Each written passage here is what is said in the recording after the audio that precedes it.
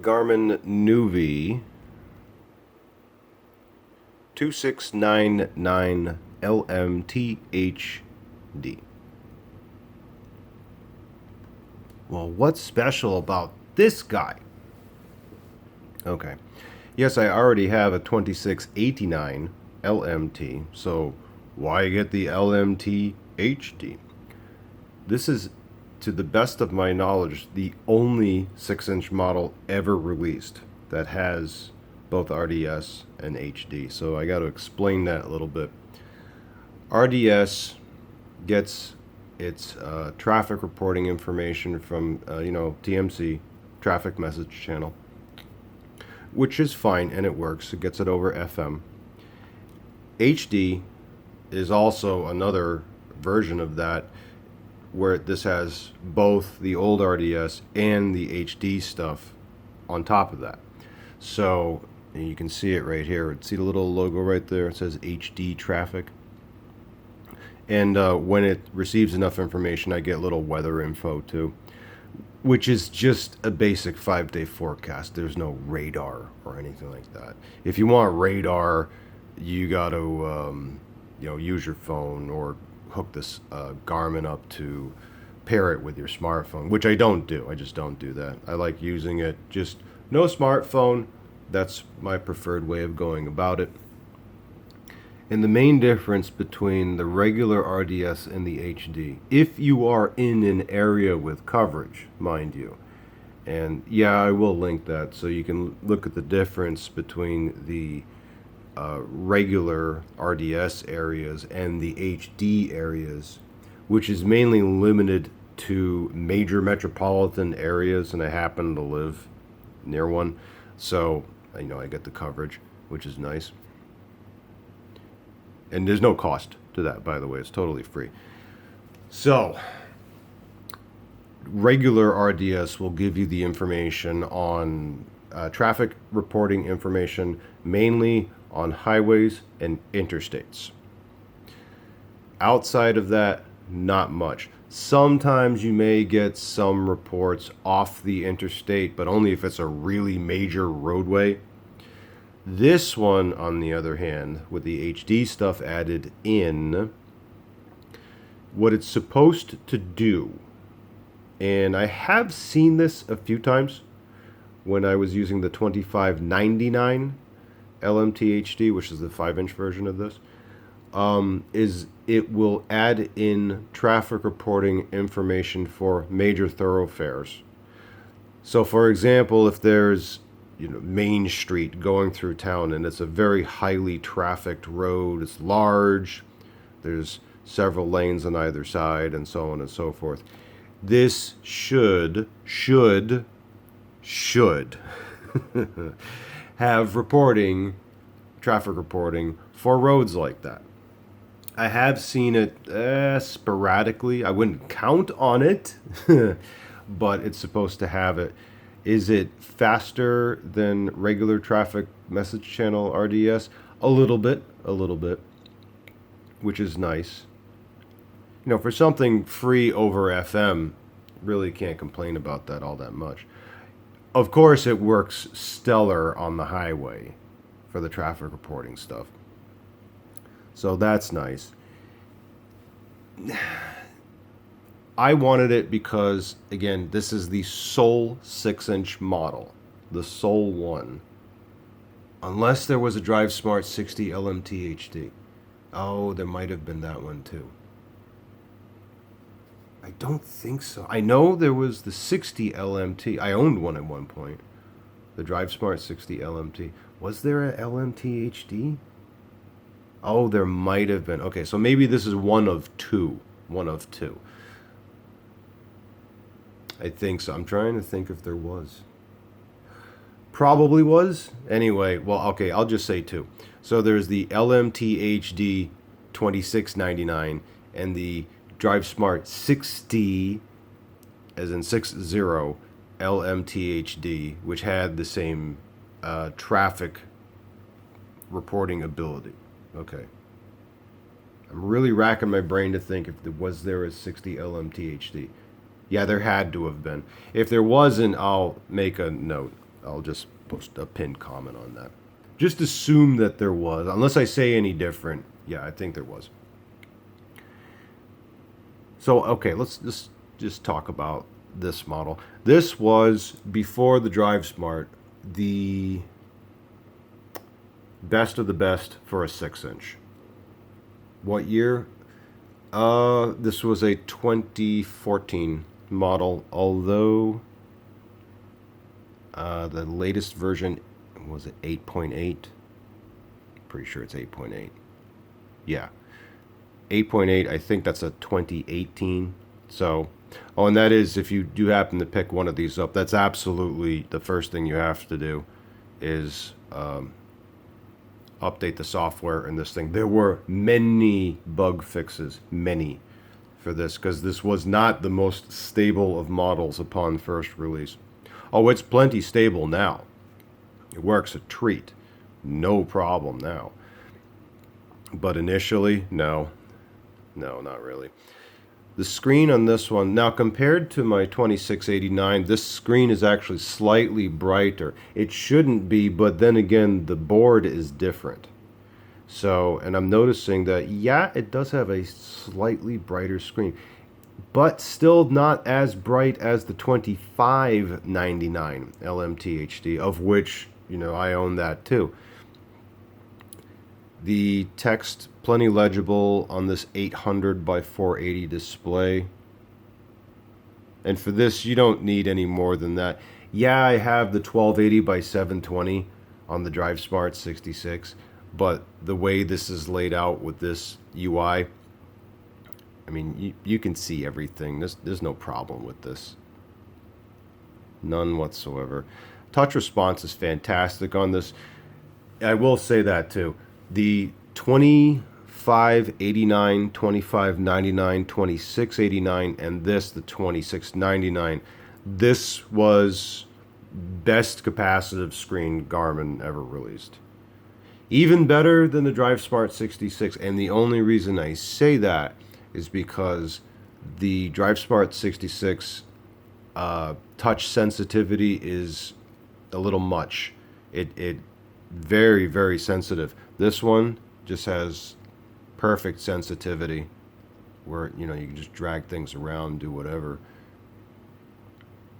It's just nice the way this thing was laid out. It's just easy. And just the right amount of finger pressure. It's nice. I wish they had like this screen on the 66, to be honest. But yeah.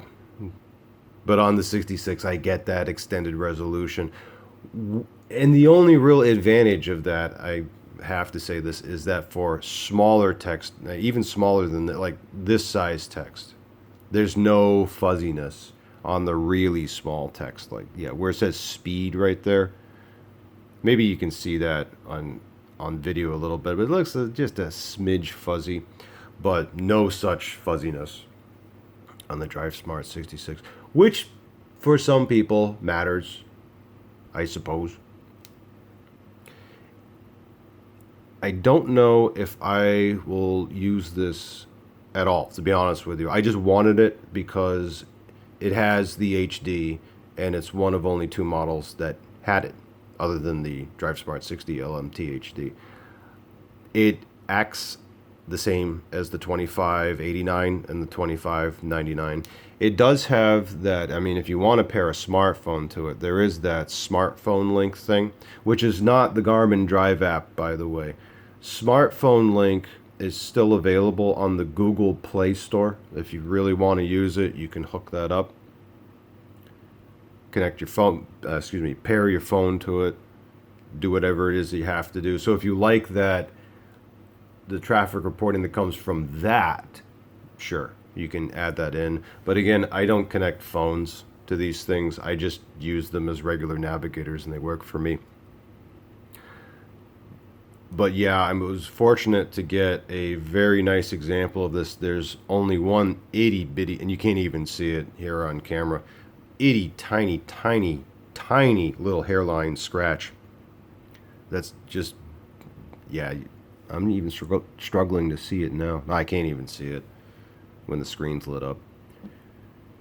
Now, one of the reasons I got this, now I mentioned recently I got the Drive 60, and this was just in case my Drive Smart 66 happens to get a bit too hot under the collar for summer driving. So if that happens, I got the Drive 60. But what I noticed about that is there's no voice control. Like with this one, voice command. See, exit.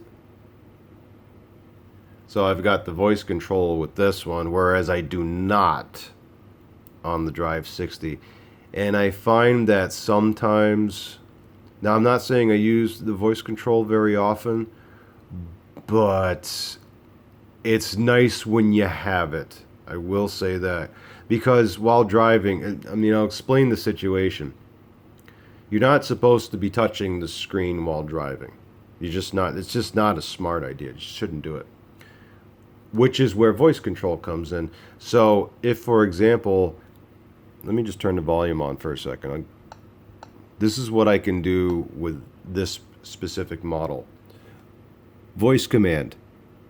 Say a command. Detour. Creating detour.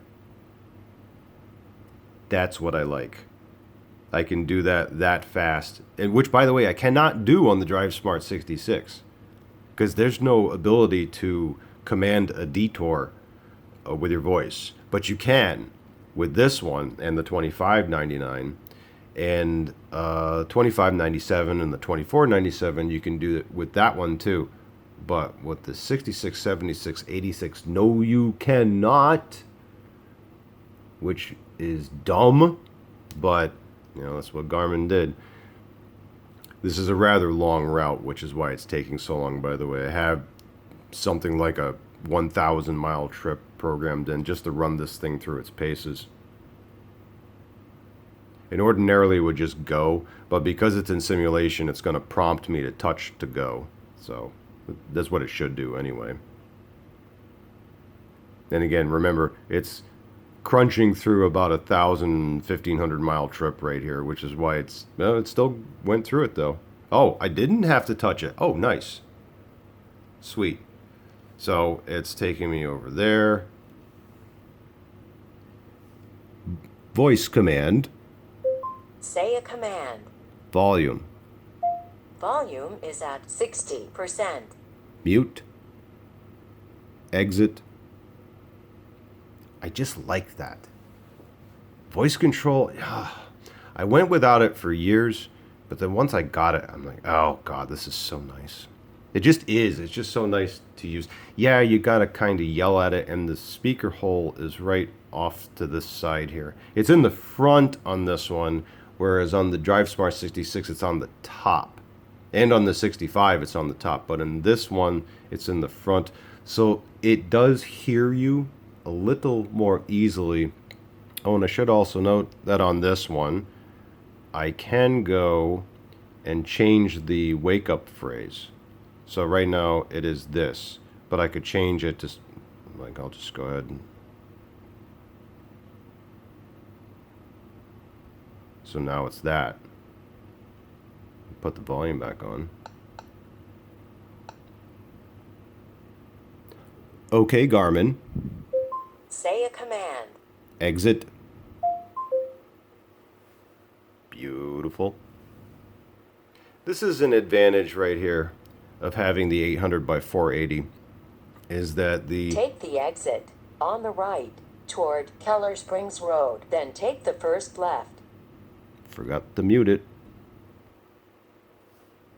Is that this looks a little nicer. The junction view photos.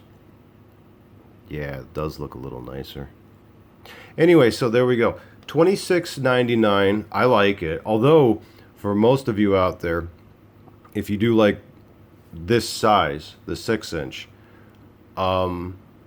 if you want to save some money on getting one, I would actually recommend the 2689 LMT instead, or even the 2639. It's the same thing, more or less. Actually, you know what? No, 2689 because I don't think the 39 has the voice control in it. But if you like a 6-inch, good screen, capacitive, great, fantastic touch response. Got the traffic reporting. It's not HD, but most people don't live in HD coverage areas anyway. Then I'd, just get a 2689. But yeah, I am happy to have this 2699. I finally got one. I found one cheap. I'm like, okay, cool.